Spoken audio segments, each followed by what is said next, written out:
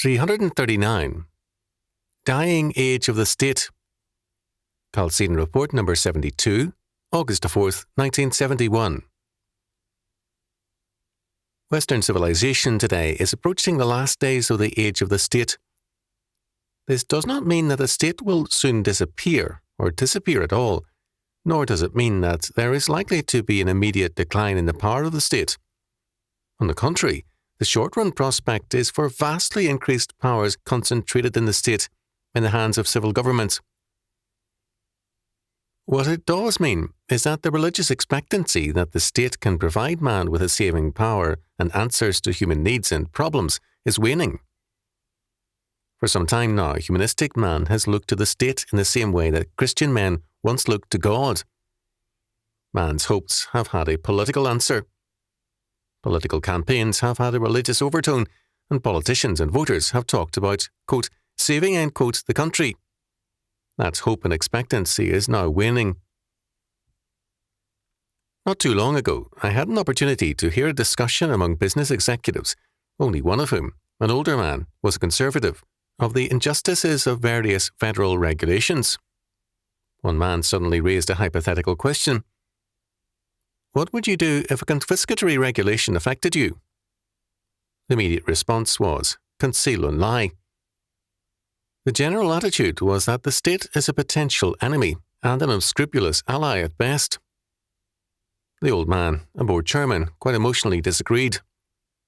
I was brought up, he said, to respect my country and to obey it, and however wrong their action, I could not be disloyal or treated as an enemy. To the others, the old man was a pathetic voice out of the past. They themselves voted to the left, but cynically. Their expectations of the state were cynical, short-run gains, nothing else. Political power in the ancient world was religious power. The state was man's true church and even his God in some cases. Man's hopes could only be realized through the state. The ruler was in many cases believed to be a god, or else his office was divine, or the state was a divine order. In any case, man's saviour was the state. When St. Peter declared, "Neither is there salvation in any other, for there is none other name under heaven given among men whereby we must be saved." Acts chapter 4, verse 12. He was not only affirming Christ as Lord and Saviour, but denying at the same time that any ruler or Caesar was man's redeemer. For Rome, the name of the Caesar or emperor was the saving name, the name of power and redemption. The collapse of Rome was twofold. There was, first, the collapse of belief in the saving power of Rome. The more power became centralized in Rome, the more its failure to cope with man's problems became manifest. The same is true today. The state increases its power, claiming that more power will enable it to solve man's pressing problems, but the increased powers only lead to more aggravated problems and more cynicism and resentment among the people. The concentration of power in the state leads to the inner collapse of the state's authority. This same development occurred within the medieval church. The more powerful it became, the less it could solve its problems, and the greater the hostility it aroused. Finally, even the Renaissance popes and their associates viewed their offices with cynicism and expediency. This inner collapse of imperial Rome was very vividly described by the presbyter Salvian. Second, Rome fell physically because, as William Carroll Bark has pointed out, the millions of Rome did not feel it was worth defending against the tens of thousands of barbarians. Today, the state is again facing an inner collapse, a decay of authority. There was a time when young men were ready to die for their country, quote, right or wrong, end quote. The nation could command a religious sacrifice such as the Christian martyrs of the early church gave to Christ as they went to death in the arena. It is now becoming difficult for a nation to command loyalty even when it is in the right. The bitterness manifested by youth towards the state is often a religious bitterness, an iconoclastic desire to destroy a false god. In the Middle Ages, the Church at one time could bring forth a children's crusade. In more recent times, boys lied about their age to enlist in the armed forces. Now they even maim themselves to avoid service. The causes lie deeper than the unpopularity of the Vietnam War or leftist agitation, although both are important. The last, quote, children's crusade, end quote, commanded by any state was in Red China, the use of the Red Guard, and it ended in disillusionment and serious trouble. The authority of the state is everywhere in decay, but everywhere the state is grasping for more power as the cure-all for man's problems. The powers of the states are thus likely to increase markedly in the years ahead, but that increase is the forerunner of the state's collapse as man's saving agency. The Roman Empire offered the masses land and employment, food and money. According to Levi, this was a Roman application of an idea borrowed from Athens of the 5th century BC, namely, that the rulers of the state had a duty to help support the citizens. The function of the state's officers came to be the collection and redistribution of money and property. Mario Attilio Levi, Political Power in the Ancient World, London, England, Wiedenfield and Nicholson, 1965, pages 174 and 175. What men once looked to the gods for, the state now offered to provide. The popularity of such measures was enormous, and the benefits to the empire very great, in that its authority was greatly advanced by the increased scope of its provisions. The fallacy, of course, was a very simple one, and its effect was inevitable. The state is not God. It cannot create. To provide land and employment, food and money, the state had to tax and confiscate. It provided resources to the masses at the price of destroying the sources. The masses grew, and the producers declined. Faith in the empire also declined and turned gradually into cynicism and contempt. In every era, cynicism and contempt can lead to lawlessness and disorder, never to reformation or reconstruction. Revolution and destruction can be spawned by bitterness and the loss of faith, but not progress. When an era has lost its faith, it seeks to find a substitute for faith in charismatic leaders, and political figures come to the fore whose only asset is their appearance, voice, or glamour. The political leader becomes essentially an actor playing an expected role. The commanding person becomes a substitute for a commanding faith.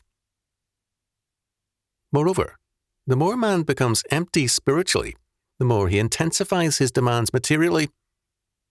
What was already impossible for the state to deliver becomes all the more so as men come to imagine that nothing should be withheld from them. Students in an elementary public school in Los Angeles told their teacher that they were, quote, entitled, end quote, to the best homes in Beverly Hills and had a right to take them. After all, that was what democracy was all about.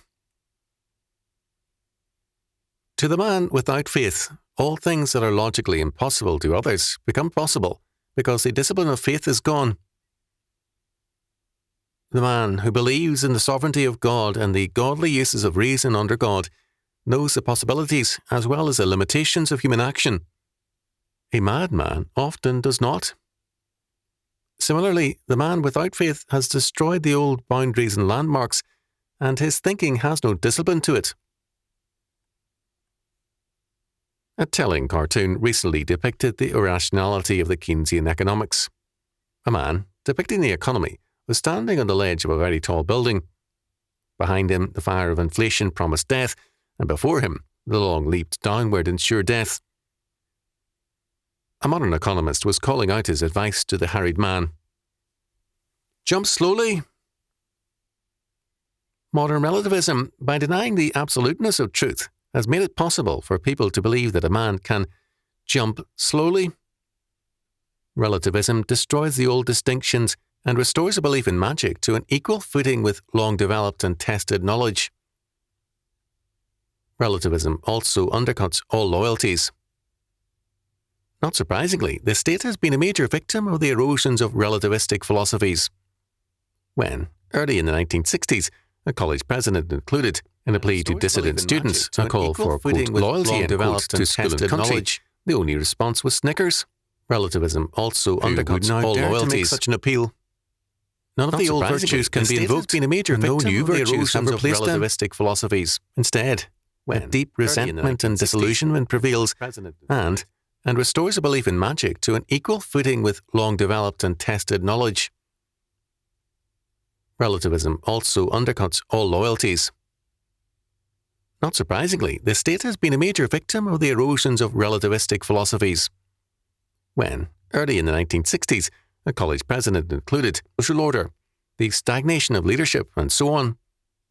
Issues may be cited, notably the war, but the resentment goes deeper than issues.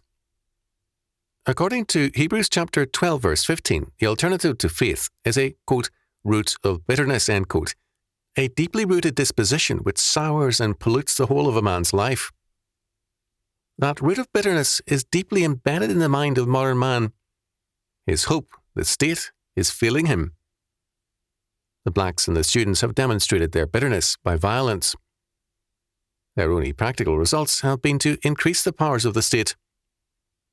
At Berkeley, the effect of all the student violence has been to increase professors' pay and decrease their working hours, as the university bribed to retain their services under such adverse circumstances.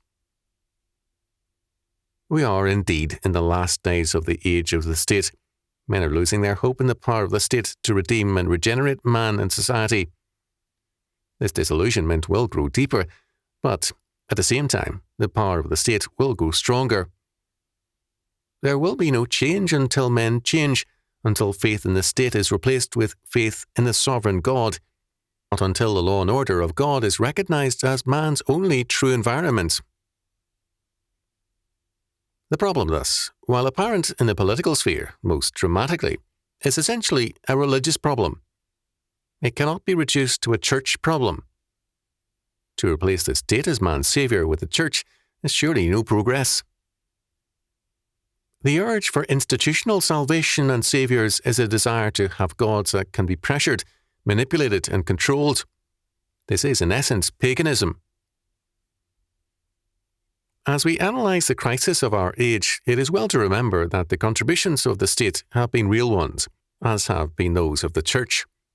Both have an important and continuing function, and a necessary one.